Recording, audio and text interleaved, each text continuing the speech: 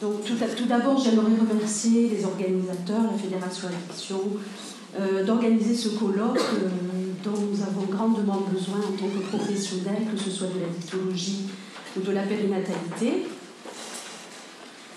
puisque c'est une question essentielle dans nos pratiques, elle est au cœur de nos pratiques et de nos préoccupations, que celle des consommations chez les femmes et les femmes enceintes.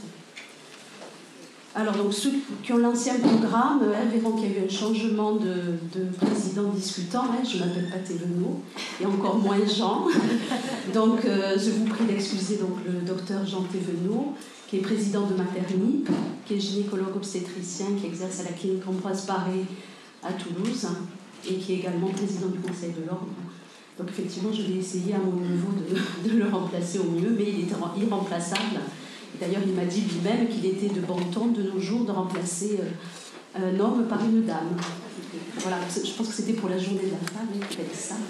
Voilà, mais bon, vous verrez que cet après-midi, on a remplacé une dame au départ par un homme, Monsieur Martin. Voilà, donc moi, je m'appelle Karima Kuba, je suis médecin généraliste. Je représente Maternip, qui est le réseau périnatalité de Midi-Pyrénées.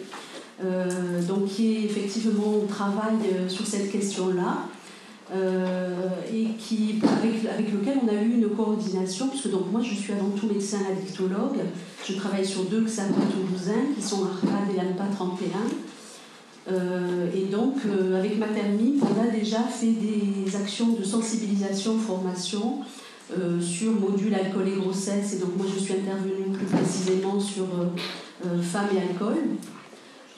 Et également des formations de repérage précoce, intervention brève à l'attention des professionnels de la périnatalité, sages-femmes et autres.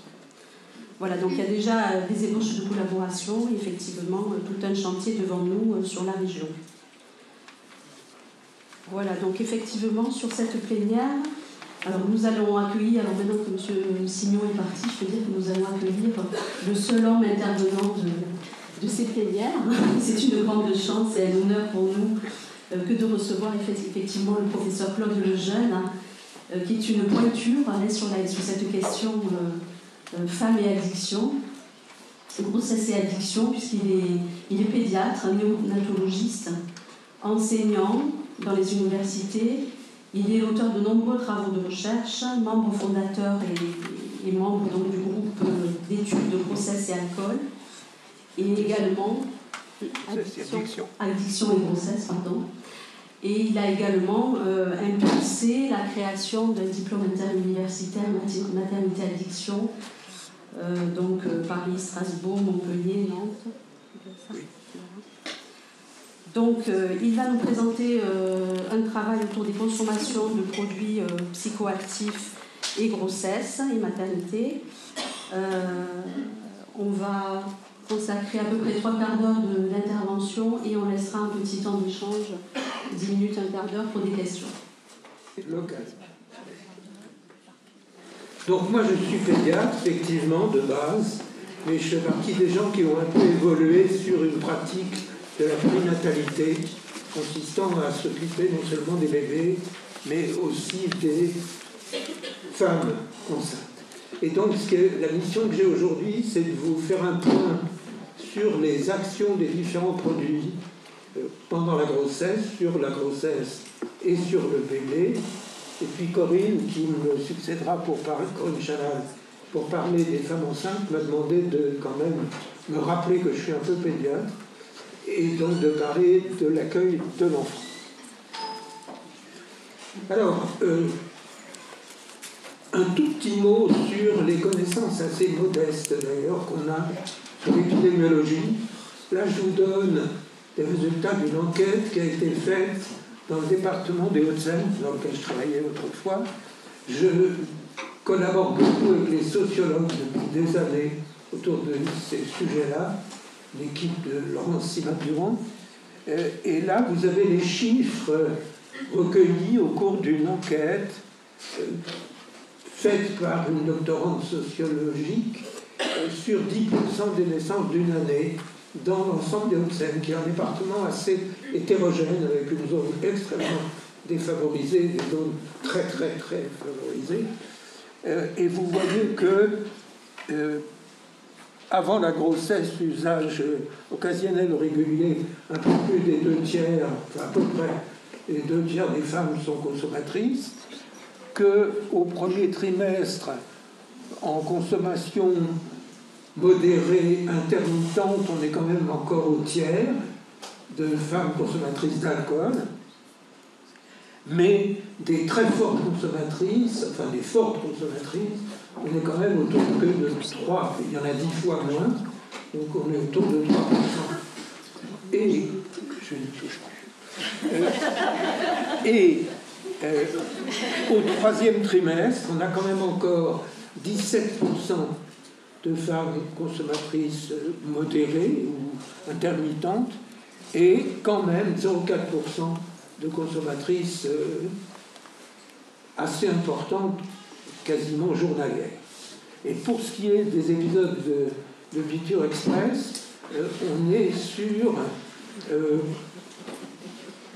14% au tout début de grossesse. En général, c'est avant que la femme se soit rendue compte qu'elle était enceinte, et seulement, mais encore quand même, 0,3% de femmes continuant à avoir des épisodes d'alcoolisation aiguë en fin de grossesse. Pour ce qui est des autres drogues, alors il y a pour le tabac, il y a les données qui ont déjà été évoquées tout à l'heure, qui sont les données de l'enquête périnatale 2010. 30% des femmes qui fument en début de grossesse et un peu moins de la moitié, mais presque la moitié qui arrêtent en général avec pas beaucoup d'aide dans beaucoup d'endroits. Et il en reste donc 17% en fin de grossesse. Pour le shit, il y a très peu de données globales. Là, j'ai repris une enquête qui a été faite dans le cadre du DU à Nantes, qui montrait que en début de grossesse, 13% des femmes consommaient en anté-grossesse, 13%, au premier trimestre 8%, et au troisième trimestre 3%. Pour ce qui est des traitements de substitution, ça c'est le comble du comble de notre pas très bonne épidémio. C'est des produits qui sont prescrits, remboursés par la Sécu. La Sécu doit savoir si c'est un homme ou une femme, et si c'est une femme, si elle est enceinte. Et on n'a absolument aucune donnée chiffrée. Je n'ai jamais pu retrouver des données chiffrées là-dessus. Et on peut estimer que 1 à 3% des femmes enceintes consomment des produits de substitution aux opiacés. Pour ce qui est des drogues entre guillemets dures, cocaïne, crack, on est sur des chiffres qui sont quand même faibles, 0,3 à 1%. Mais là encore, c'est du pif. Alors, quand on réfléchit grossesse et produits, on pense toujours aux conséquences des produits sur la grossesse et l'enfant. Ce n'est pas le problème. Ce n'est pas du tout le problème. Le problème, c'est que d'une part, à part le tabac, il y a très peu de monoconsommatrices. C'est pratiquement toujours des polyconsos dans lesquels interviennent... Alors, le trio actuel dominant, c'est tabac, cannabis, alcool, avec éventuellement un peu de traitement de substitution si la femme a consommé antérieurement des opiacés. Et puis ce qui fait surtout la gravité, c'est les comorbidités. Alors il y a quand même plus du tiers des femmes enceintes consommatrices qui ont des problèmes psychiatriques, c'est mêlé entre pathologies préexistantes et conséquences de la consommation des produits. Et puis ce qui fait surtout la gravité, y compris les conséquences médicales périnatales, c'est le style de vie. C'est-à-dire qu'il y a parmi les femmes consommatrices de produits, il y a des femmes qui ont des styles de vie extrêmement chaotiques et précaires, mais pas toutes du tout. Dans une des enquêtes de cohorte qu'on a faites, il y avait, parmi les femmes sous Subutex, par exemple, un gros tiers de femmes très bien insérées, avec un boulot, avec une famille, un appart. Et celles-là, les gens des XAPA, des centres de soins, ne les connaissent pas. Par contre, c'est en maternité qu'on les voit, ces femmes, et puis sûrement dans les formes aussi. Et puis, en dehors de la précarité de style de vie chaotique, il y a surtout une donnée très importante, mais qui n'est pas vraie que pour les femmes d'ailleurs finalement, c'est que ces femmes consommatrices ont d'épouvantables passés, pas toutes, mais pas loin de 80%, ont eu des vies d'enfants extrêmement chaotiques, avec des placements, avec de la maltraitance, et à la fois d'ailleurs de maltraitance de l'entourage et maltraitance institutionnelle, qui laisse un psychotraumatisme majeur.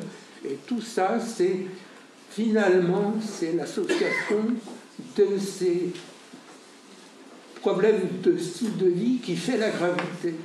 Et plus il y a de ces difficultés dans le mode de vie, plus il y a de conséquences périnatales, en particulier en termes de prématurité, de petits poids de naissance et de difficultés de suivi obstétrical. Alors, pour illustrer l'importance des polyconsommations, je vous ai mis là une diapo qui est issue d'un travail qu'on a fait sur une reprise rétrospective de 170 nouveau-nés de mères consommant en début de grossesse au moins 2 produits, et qu'on a suivi sur 10 ans en monocentrique, là où je travaillais autrefois, pas si longtemps, avec ma collègue sociologue, qui bénéficie de moyens informatiques superbes, on a pu, par exemple, regarder les conséquences en nombre de produits, quels que soient les produits, y compris le tabac, l'alcool. Et vous voyez qu'on est tombé sur un cut-off de 4 produits. C'est-à-dire quand on a moins de 4 ou 4 et plus produits tous les jours en fin de grossesse, il y en avait une qui en consommait 8 dans le groupe, là, ça change tout, quels que soient les produits.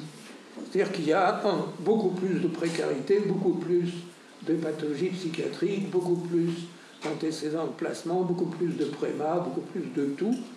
Donc la notion importante, c'est la polyconso. Alors je vais quand même vous les reprendre un par un.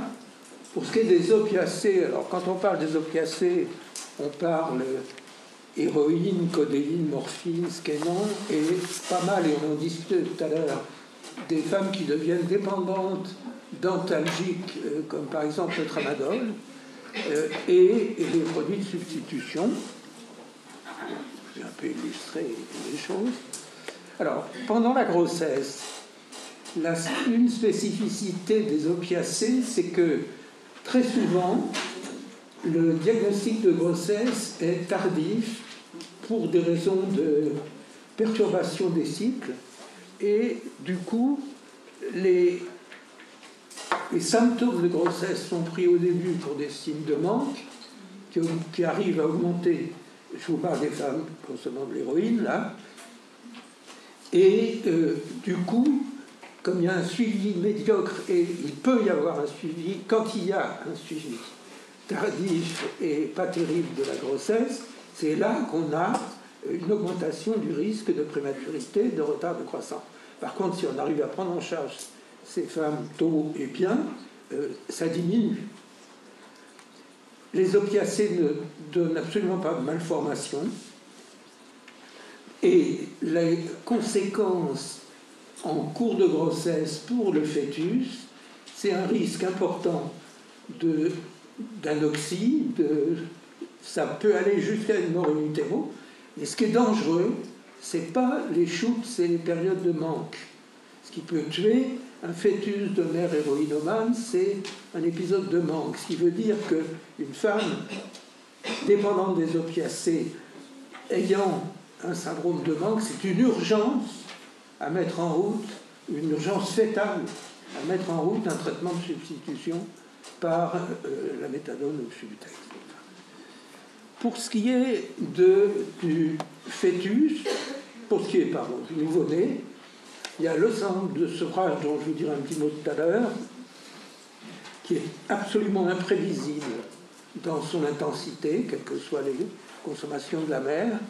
Et puis, il n'y a pas, les opiacés ne donnent pas, en dehors des conséquences dues à l'environnement familial, les opiacés n'ont pas de conséquences sur le développement cérébral des enfants.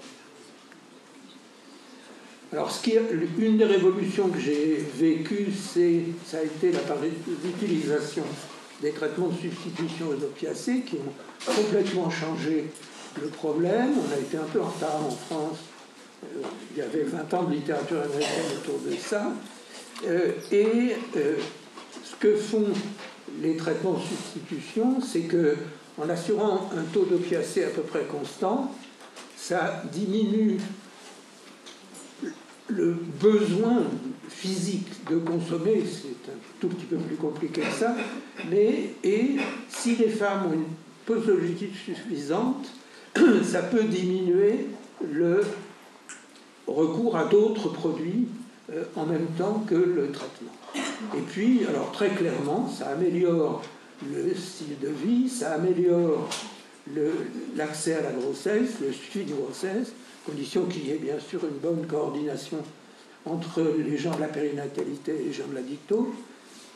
Et clairement, ça diminue beaucoup les risques de complications obstétricales. Par contre, ça ne diminue pas du tout les risques de syndrome de sevrage chez le nouveau-né, qui est complètement imprévisible. Et ça, une des cohortes qu'on a étudiées et des données aussi de la littérature montre quelque chose qui est très important, qu'il n'y a pas du tout de corrélation entre la posologie du traitement de substitution en fin de grossesse et l'intensité du syndrome de sevrage, qui est établie. Enfin, je ne vous détaille pas les courbes qu'il y a, mais vous voyez, c'est des lignes toutes plates entre l'intensité du syndrome de sevrage et la posologie. Et ça, c'est très important, parce que beaucoup de ces femmes demandent à diminuer leur posologie de TSO dans l'idée que ça diminuera les risques pour leur bébé. Et ça, c'est la cata, parce qu'elles risquent à ce moment-là de reprendre d'autres produits, dont des produits éventuellement infiniment plus dangereux, comme l'alcool, par exemple. Donc, surtout, ne pas diminuer le taux d'opiacés.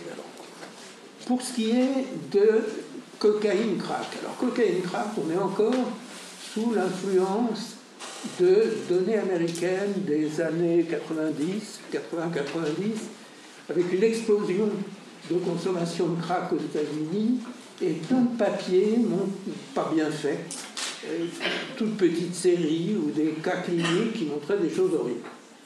Et puis, à partir des années 2000, la grande machine de recherche américaine s'est mise en route, avec d'énormes cohortes, 700 nouveau-nés exposés à la cocaïne comparés à 7000. Et petit à petit, ils ont montré que c'était... Je ne suis pas en train de vous dire que la cocaïne, c'est pas dangereux quand on est enceinte, mais beaucoup moins que ce qu'on avait dit. Et quand on essaye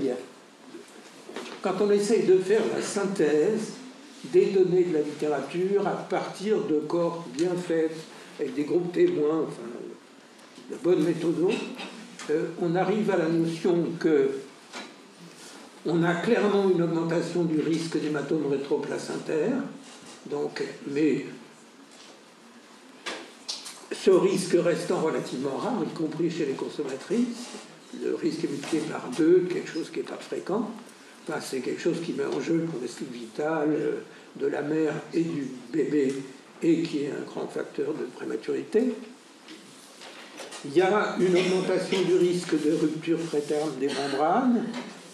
Le taux de prématurité augmenté dans toutes les séries, mais c'est compliqué parce qu'il y a aussi évidemment le style de vie qui est difficile à complètement dissocier. Il y a beaucoup de facteurs confondants. Et on a, vous voyez, des multiplications qui vont de 2 à 10, ça dépend beaucoup de la clientèle locale. Il y a clairement une diminution modérée des mensurations, poids, taille, périmètre crânien, qui sont doses dépendantes et surtout existant en cas de consommation de crack, les complications cérébrales néonatales qui ont été beaucoup mises en avant existent, c'est-à-dire qu'il y a un risque, on ne retrouve pas de... C'est jamais significatif, mais c'est quand même une tendance à une augmentation dans les séries, par exemple d'infarctus cérébraux qui peuvent laisser des séquelles chez le bébé, mais c'est peu fréquent. Il y a un papier récent fait par des radiologues qui a regardé une très grosse cohorte d'enfants exposés à la cocaïne. Ils ont trouvé pas grand-chose comme...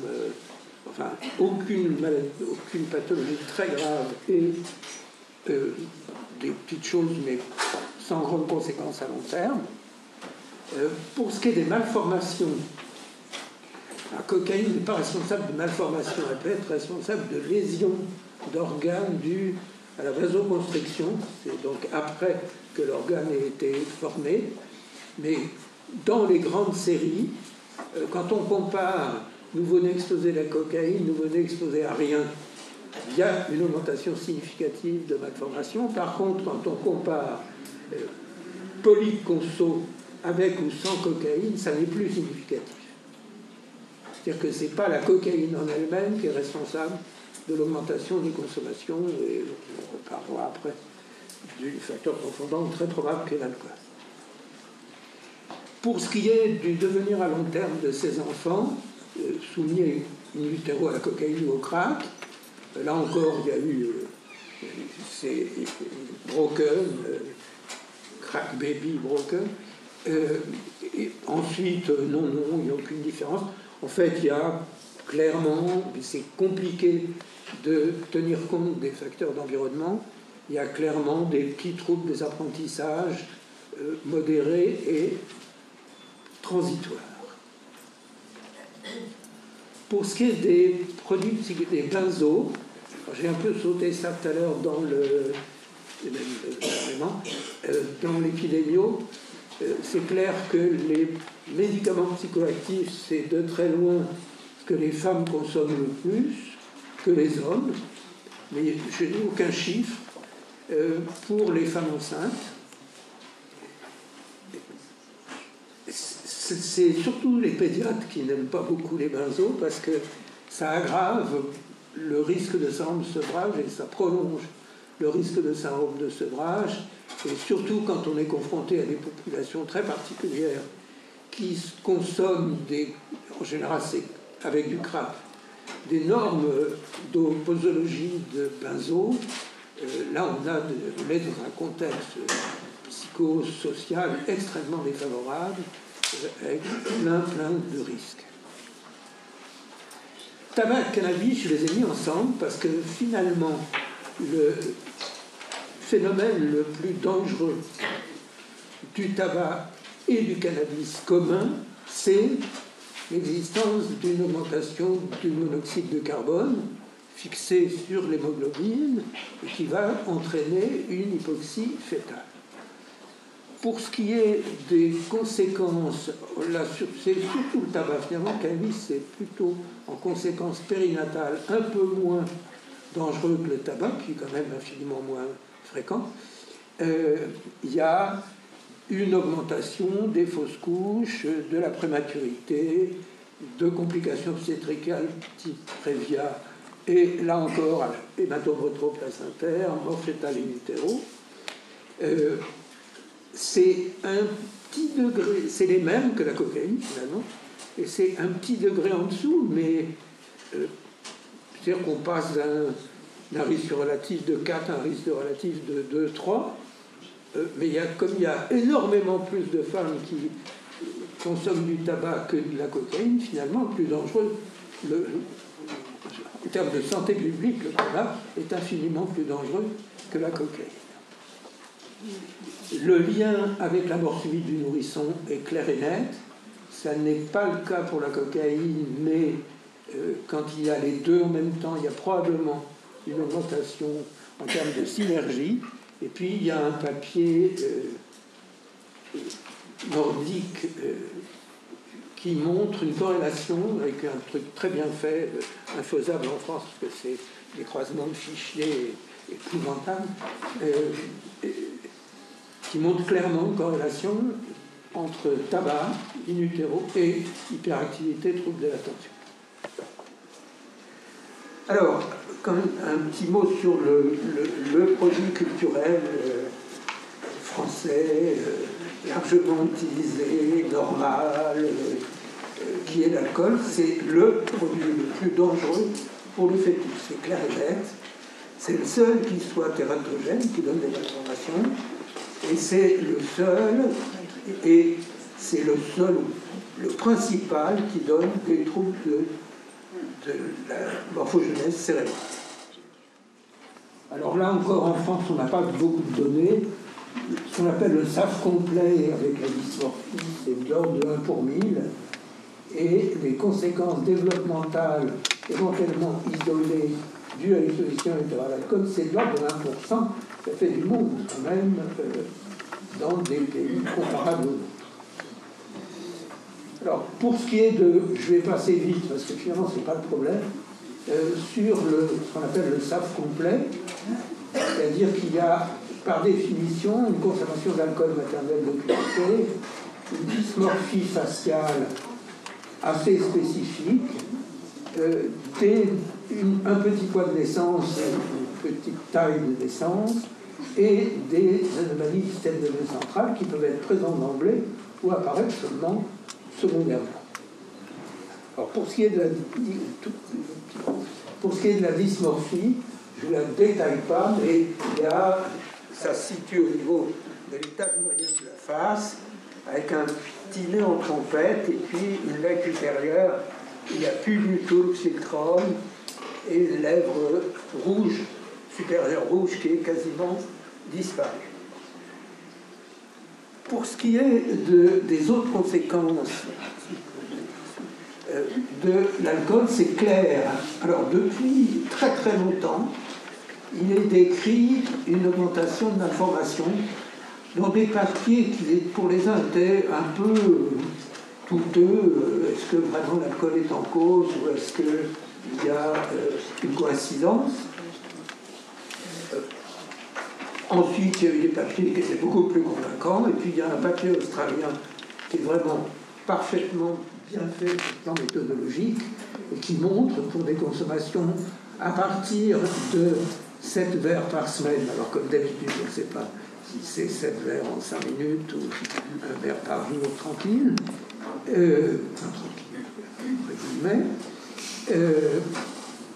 une augmentation très significative, x4, de malformations multiples.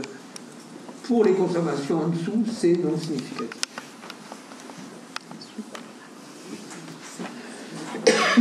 Alors, ce qui fait la gravité, c'est les malformations cérébrales. Alors, il y a deux types de malformations. Il y a celles qui sont dues à la consommation d'alcool pendant le premier trimestre. Ce sont des vraies malformations d'organes. Mais ça, on sait très bien dépister par échographie, et en fonction de la gravité, on peut proposer ou pas à une femme une interruption de grossesse. Par contre, la particularité de l'alcool par rapport aux autres tératogènes, c'est qu'elle agit pendant toute la grossesse, parce que la morphogenèse cérébrale continue pendant toute la grossesse. Et du coup, il y a les conséquences principales, ça détruit des neurones. Et quand ça détruit beaucoup de neurones à ce moment-là, mais c'est pas si fréquent que ça. On a un tout petit cerveau, une microcéphalie, et ça aussi, on sait le voir à l'échographie.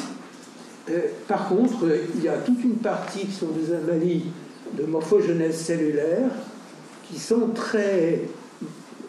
absolument pas décelables à l'échographie ni à l'IRM, qui sont des anomalies de migration des neurones. Il y a plein de neurones qui meurent en route, il y en a qui ne vont pas du tout où ils auraient dû aller, et ça, en particulier dans les zones frontales, qui explique probablement en grande partie des troubles du comportement.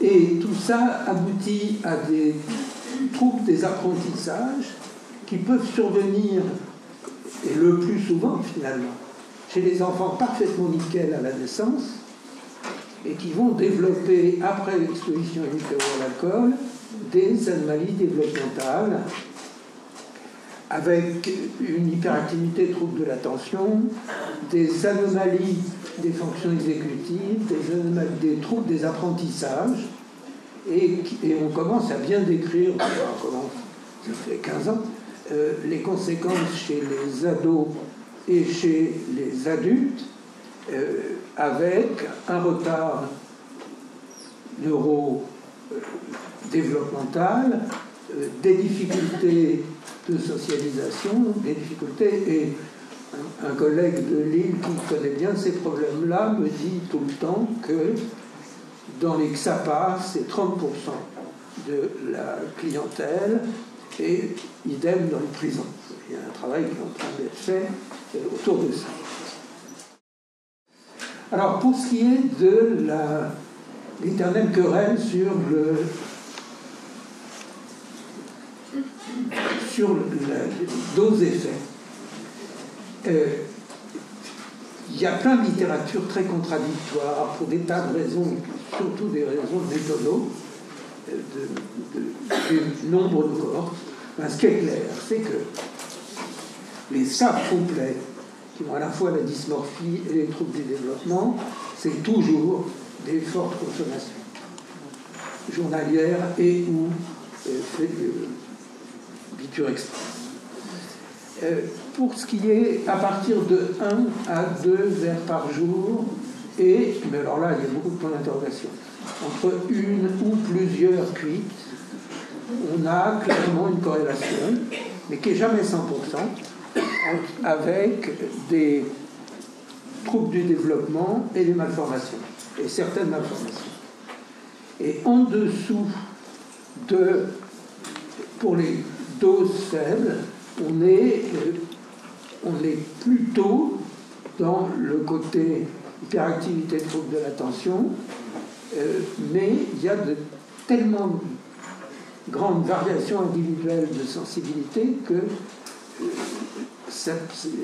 les limites sont très floues. Alors, ce qui fait la gravité, c'est, alors, toujours en termes de réduction de risque, c'est les pics d'alcoolémie. C'est ça qui est dangereux pour le fœtus, c'est clair et net. Et donc, si vous avez une femme qui ne peut pas s'empêcher de consommer, il faut lui gâcher le plaisir. Il faut essayer de lui expliquer qu'il vaut mieux qu'elle boive en mangeant doucement, pas le flash. Il y a la roulette russe, c'est-à-dire le moment précis des pics. C'est-à-dire si une femme a un pic d'alcoolémie pile au moment d'une étape très importante embryologique, il peut y avoir une conséquence sur une prise. Il y a la durée d'exposition, c'est clair. Si on arrive à faire arrêter une femme en début de grossesse, on diminue énormément les risques et on annule quasiment, si c'est en tout début de grossesse, les risques de troubles développementaux. Et puis surtout ce qui fait le fait qu'il n'y ait pas de relation toujours identique entre la dose et l'effet sur l'enfant, c'est qu'il y a des variations du métabolisme de l'alcool, des variations génétiques du métabolisme de l'alcool qui font que, j'ai mis un exemple là, mais il y en a plein, qui montrent qu'il faut que la mère et l'enfant aient une forme lente de l'alcool déshydrogénase. Quand on a une forme lente de l'alcool déshydrogénase, et puis il y a aussi des variations sur d'autres enzymes qui métabolisent l'alcool, on a des pics d'alcoolémie qui sont plus hauts et plus longs, ce qui explique bien qu'on puisse avoir des dégâts supérieurs.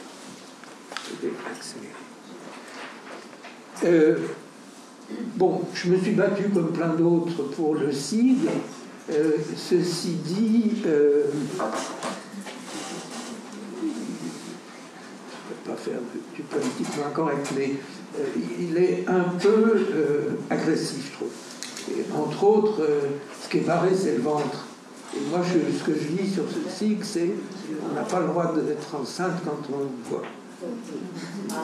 C'est pas le verre qui est barré, c'est le ventre. Hein. Bon. Et moi, je préfère... Alors, le message de santé publique, pas d'alcool pendant la grossesse, c'est OK, archi OK.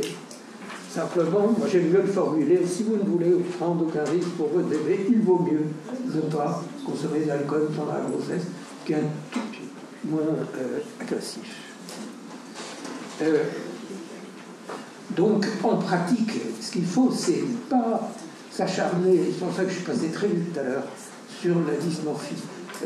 Le problème, c'est pas de faire un diagnostic de dysmorphie faciale, le problème, c'est de documenter l'exposition hétéro à l'alcool et de suivre ces enfants ensuite comme des enfants à risque, exactement comme les anciens grands frères.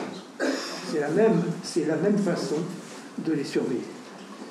Et bien distinguer le discours général préventif, pas d'alcool pendant la grossesse, et puis le discours individuel qui va quand même être complètement nuancé en fonction de l'intensité de ce que la femme a consommé. Pour ce qui est du rôle du pédiatre, le rôle du pédiatre qui commence pendant la grossesse. Ça a été un élément important qu'on a tous dans les équipes qui ont travaillé autour de ça, qui ont clairement, mais ce qui est important, et ça Corinne va vous le dire, c'est un travail multidisciplinaire en réseau, avec les réseaux en collaboration, périnate et addiction, et chacun son boulot. Alors le boulot du pédiatre chez la femme enceinte, c'est clairement d'être positionné comme l'avocat du bébé. Alors que les autres intervenants s'occupent à la fois de la mère et du fœtus.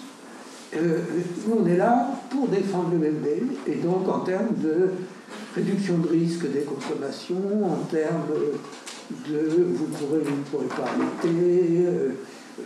Enfin, moi, personnellement, c'est extrêmement allaité.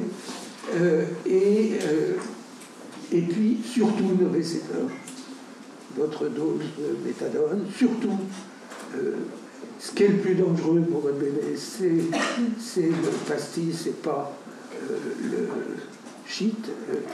Quand il y a des... Enfin, en termes de réduction de risque. Et puis ensuite, le rôle du pédiatre, c'est d'être dans l'équipe avec les obstétriciens, les addictologues, et les anesthésistes et tout le monde qui est autour, et qui va ensuite prendre en charge, en relais, le bébé à la naissance avec dépister, c'est essentiellement quand il y a des opiacés, le risque de syndrome de sevrage, surveiller l'enfant de manière à dépister le début. Alors, le dernier message que je veux vous passer, c'est pour les syndromes de sevrage des nouveau-nés de mères dépendantes des opiacés, c'est les seuls opiacés et benzo. C'est les seuls qui vont avoir un sevrage sévère. L'évolution que j'ai vécue aussi, c'est que la participation des mères aux soins de leur bébé a complètement changé les problèmes. Avec le pot à pot, l'allaitement, c'est quand même le top du pot à pot, c'est quand même l'allaitement maternel, et qui aboutit dans toutes les équipes à consommation identique, à une diminution du besoin de recours au traitement morphinique du bébé. Et moi, quand je vais discuter de ces problèmes-là avec des équipes, je passe mon temps à leur dire tournez 7 fois votre stylo, ce que vous voulez, avant de prescrire la morphine. Le traitement morphinique pour le sevrage, c'est des scores élevés répétés, c'est le bébé inconsolable, c'est pas un score à 10 qui doit faire déclencher à 2h du matin la mise en route du traitement de substitution. Donc là, il y a toute une réflexion, si vous pouvez mettre la dernière diapo, il y a toute une réflexion, mais non, encore une, voilà. C'est juste pour faire une seconde de pub, comment je termine. Merci.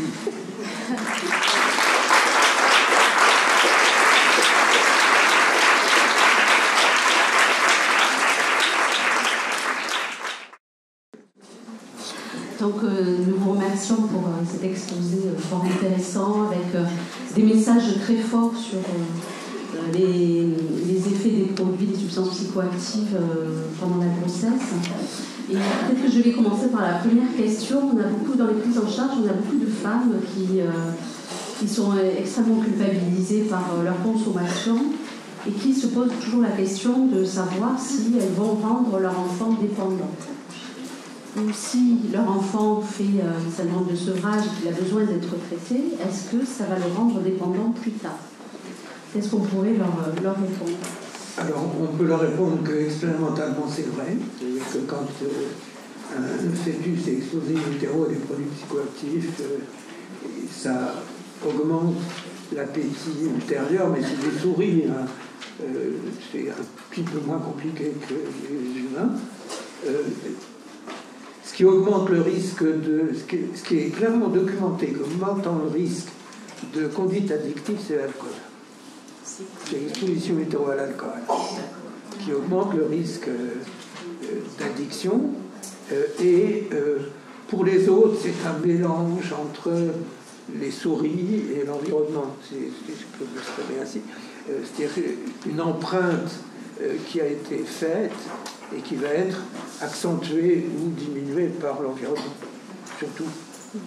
Et finalement, le devenir à long terme des enfants exposés in utero à des substances psychoactives, les facteurs qui risquent de laisser des séquelles, c'est un environnement familial ou institutionnel, malheureusement souvent, deux, c'est l'alcool, 3, le risque de séquelles de prématurité ou de retard de croissance, et puis tout petit, les autres drogues, y compris finalement les moins dangereux pour devenir à long terme des enfants, quand ils sont survécus à la grossesse, c'est les opiacés. D'accord. Donc on va donner la parole à la salle. Est-ce que les personnes qui souhaitent poser une question sur ce premier exposé? Bonjour, je suis infirmière productrice en PMI. Je voulais savoir si chaque fois qu'il y a un syndrome de sevrage, un nourrisson, vous en informiez la PMI. Est-ce que ça vous paraît systématique? Comment vous réagissez? Et est-ce que lorsque ce sevrage est vraiment très très très sévère, ça déclenche même un signalement? Alors, moi, je ne préviens plus personne, puisque je n'avais plus d'activité clinique. Mais je pense que c'est... Enfin, à mon avis, il ne faut pas raisonner au signalement après la naissance, sauf si c'est une femme qui n'a pas été suivie du tout, qui déboule, et qu'on découvre les choses. Bon, c'est pas ça l'idéal. L'idéal, c'est qu'il y ait eu un dépistage des consommations le plus tôt possible, et ça, quand vous en parlez, et ensuite qu'il y ait une réflexion multidisciplinaire, alors d'autant plus intense que le style de vie est chaotique, mais le fait qu'il y ait eu ou qu'il n'y ait pas eu un centre de sevrage, ça ne change rien. Si ce n'est que ça culpabilise un peu plus la mère, c'est-à-dire qu'elle nécessite un peu plus qu'on soit gentil avec elle, mais ça ne change rien parce que c'est de sa faute puisqu'elle consommait des opiacés, mais avec la même dose d'opiacés que ce qu'elle consommait, il n'y aurait pu y avoir rien du tout, et ça pour le coup, il n'est pour rien. Donc, ce que vous voulez, c'est le terme faire un signalement parce qu'il y a eu un centre de sevrage, c'est pas le problème. Il faut qu'il y ait eu une concertation préalable après dépistage. Et le plus tôt possible dans la grossesse. C'est-à-dire qu'il faut que la PMI participe, et participe dans beaucoup d'endroits, aux réunions de concertation, pendant qu'ils portent des noms très divers d'un endroit à l'autre, mais en cours de grossesse. Madame, si vous voulez bien vous présenter, vous me posez une question. Oui.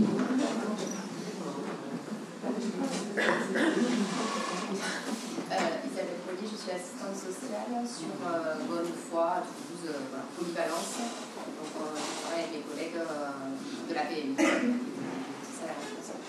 J'ai une question, mais c'est simplement fait par rapport à la fin de l'exposé, parce que le micro ne marchait pas. Et du coup, on n'a pas entendu ce qui me semblait être sur ce que vous disiez sur le systématisme ou non des traitements de substitution sur le syndrome de sevrage du bébé. Non, alors, je crois un peu insisté pour dire qu'il faut essayer de limiter. Il y a eu toute une période où il y avait, même des endroits où il y avait un traitement systématique dès la naissance, ça n'a aucun sens. Parce qu'une fois qu'on a... La tendance actuelle est que si on s'occupe bien de la mère et du bébé, et que la mère s'occupe beaucoup des soins à son bébé, il y aura énormément moins besoin, et ça on l'a documenté là, sur les 10 ans de travail qu'on a fait comme il y aura moins besoin de traitement morphinique. Et le traitement morphinique, c'est pas rien. Hein. D'abord, c'est la terreur des mères qui en parlent dès le temps en cours de grossesse. Et puis, une fois qu'on a démarré le traitement du syndrome de sevrage par de la morphine, soit en quelques jours on peut diminuer la dose, ça s'arrête, et à mon avis ça veut dire qu'il n'y en avait pas besoin, soit on n'arrive pas à baisser les doses et au bout d'un certain temps, 10-15 jours, on n'est plus sur un syndrome de sevrage, on a un nouveau-né qui est devenu dépendant. Et là, il y a plusieurs solutions. Il y a celle que moi j'utilisais quand je travaillais, qui était de rajouter du gardénal à ce moment-là, et en bithérapie, on peut diminuer assez vite. Et puis maintenant, il y a des équipes, à la fois dans la littérature américaine et quelques équipes en France, qui mettent ces nouveau-nés à la méthadone.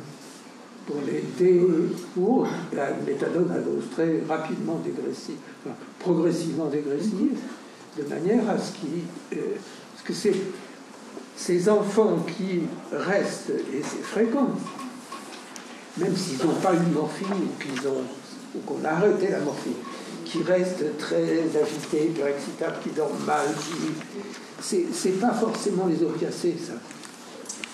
Le tabac donne ça. Et ça, c'est du soin, il n'y a pas besoin de médicaments pour ça. Et c'est important, parce que c'est des enfants qui sont vachement pas valorisants pour leur mère. Hein. Ils dorment mal, ils sont agités, c'est compliqué. À ce moment-là, il faut plus s'occuper de la mère que du bébé. Il y avait une autre question dans le secteur, c'est ça? Moi, je me demandais, est-ce qu'il y a un recul à l'âge adulte sur ces enfants qui ont été consommateurs pendant la grossesse de leur mère ou qui ont eu effectivement de la morphine Alors, il y a des... Non, mais ce n'est pas les opiacés. C'est surtout l'alcool, pour lequel il y a des données de cohortes énormes qui montrent une augmentation des risques d'addiction. Pas qu'alcool, hein. C'est-à-dire que le nouveau-né, l'enfant qui a été exposé hétéro à l'alcool a un risque accru par rapport à la population générale de phénomènes addictifs de tout ordre. Pas que de l'alcool. Alors si toute la famille picole, il sera quand même assez volontiers enclin à... On va prendre les deux dernières questions, monsieur et monsieur. Monsieur, si vous voulez vous présenter. Docteur Miguel, praticien hospitalier Elsa, centre hospitalier d'Avignon. J'avais une question sur les consommations les plus fréquentes que je rencontre, c'est le tabac et le cannabis chez les femmes enceintes. Donc ma question c'est est-ce que vous pensez de la méta-analyse de Canesium qui avait l'air de considérer qu'on avait tendance à sous-estimer considérablement les troubles des apprentissages, troubles neurodéveloppementaux du comportement, donc chez l'enfant ultérieur, petit enfant, jeune enfant, voire adolescent.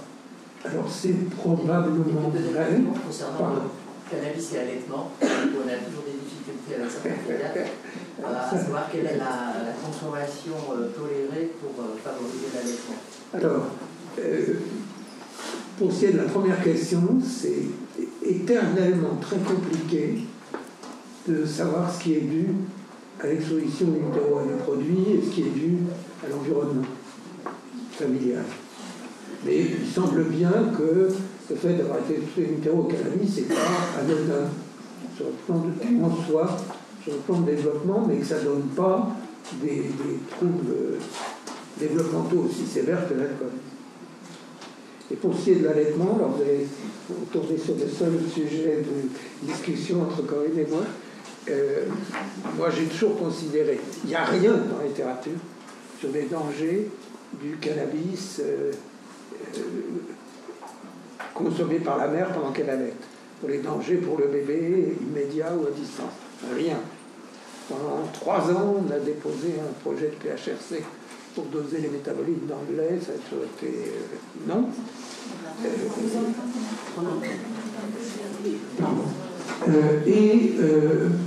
Moi, je considère que le bénéfice de l'allaitement est tel que, en surveillant les bébés, on ne prend pas de risque. Et pour moi, la seule contre-indication reste encore, et peut-être pas longtemps, le VIH. Le VIH. Alors par contre, d'autres, je peux peut-être dire un mot, d'autres équipes sont un peu plus nuancées. Mais le point important, c'est qu'il y ait un consensus d'équipe de manière à ce que les femmes ne soient... Le pire du pire, c'est quand l'un leur dit « Mais si tu peux allaiter, oh non, oh là là, il faut que l'équipe commune, alors je suis dans l'idéal absolu, entre addictologues et périnatologistes, soient tous d'accord pour dire oui ou non, ou oui mais, pour l'allaitement et le cannabis. Moi, personnellement, je suis très partisan d'autoriser l'allaitement compte tenu de l'énorme bénéfice qu'apporte l'allaitement à la relation de l'enfant, à condition que la mère soit évidemment d'accord. Ce n'est pas d'obliger les femmes à allaiter. Monsieur, vous parlez des traitements de substitution aux entreprises, on entend bien. Est-ce qu'on peut faire un parallèle avec les nouveaux traitements par rapport aux questions d'alcool? Alors, je sais qu'il y a un petit recul notamment sur le baclofène, mais est-ce que sur le sevrage et sur l'accompagnement après, on peut faire des parallèles à ce que vous disiez sur les opiacés? Je crois que personne ne peut répondre pour l'instant à la question baclofène et périnatalité. Mais tout ce qui pourrait... Alors après, il y a le risque des conséquences des produits sur... on est toujours prudent en matière de périnatalité sur l'utilisation de nouveaux produits parce qu'on peut s'apercevoir des années après qu'il y a des conséquences dramatiques. Mais tout ce qui peut permettre que ce soit des médicaments non étiquetés à danger tératogène ou psychothérapie ou soutien ou n'importe quoi qui peut vous permettre de diminuer une consommation d'alcool pendant la grossesse améliore incontestablement le pronostic à long terme de l'enfant. Pendant que Corinne Chanel se prépare, on va prendre une toute dernière question, une dame qui me supplie du regard dans le poulailler. Est-ce qu'on peut mettre quelqu'un sous TSO, justement, il y en a qui consomment de l'alcool sous TSO? Il n'y a aucune contre-indication, il faut lui essayer de lui expliquer qu'il vaudra mieux qu'elle diminue ou qu'elle arrête sa consommation d'alcool, mais il n'y a pas de contre-indication. Et même la relation est un peu dans l'autre sens, c'est-à-dire qu'on assiste quand même de temps en temps, et un peu plus globalement, quand on prend de grandes cohortes d'adultes, au fait que quand les gens sont sous-dosés, ou même quand ils ont bien substitué par le subtexte de méthadone, il y a un risque de switch sur la consommation d'alcool. Il faut en être conscient. Je peux poser une question, une dernière.